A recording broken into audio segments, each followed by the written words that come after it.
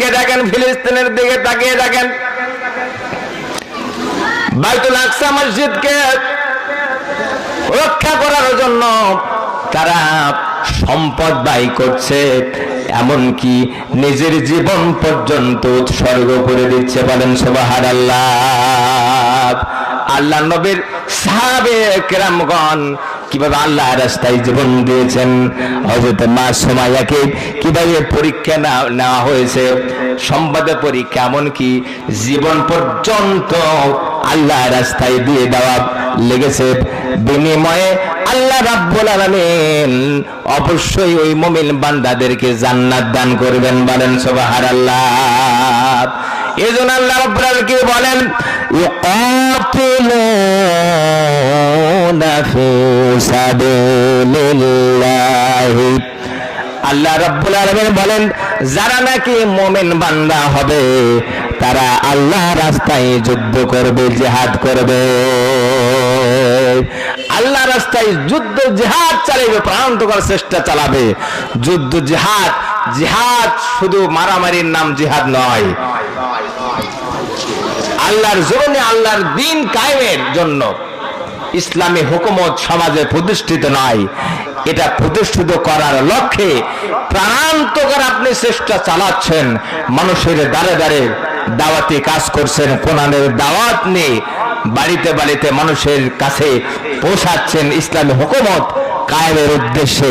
এটি একটি জিহাদের অংশ। বলেন সুবহানাল্লাহ। আজরে বলেন সুবহানাল্লাহ। আল্লাহ নবী যখন জিহাদের কাজে তাবুক যুদ্ধের জন্য সাহাবে কেরামগণকে বললেন, হে সাহাবীরা, কার কাছে কি আছে? আজকে জিহাদের ময়দানে তোমাদেরকে ঝাঁপিয়ে পড়তে হবে, সম্পদ ব্যয় করতে হবে, টাকা পয়সা দান করতে হবে।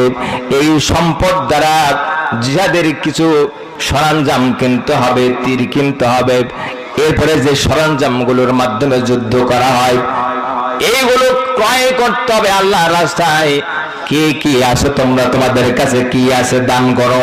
হযরত আবু বকর রাদিয়াল্লাহু তাআলা আনহু আল্লাহর নবীর দরবারে তার কাছে যতটুকু সম্পদ ছিলেন, কোন কোন বর্ণনায় বলা হয়েছে তার কাছে শুধুমাত্র একটি খেজুর অথবা খেজুরের আটি ছাড়া আর কিছু ছিল না।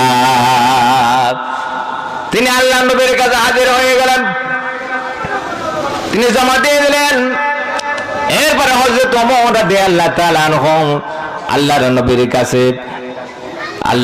কাছে সম্পদ হাজির করে তার যে সম্পদ ছিল অর্ধেক সম্পদ আল্লাহর নবীর কাছে দান করে দিলেন। বলেন সুবহানাল্লাহ।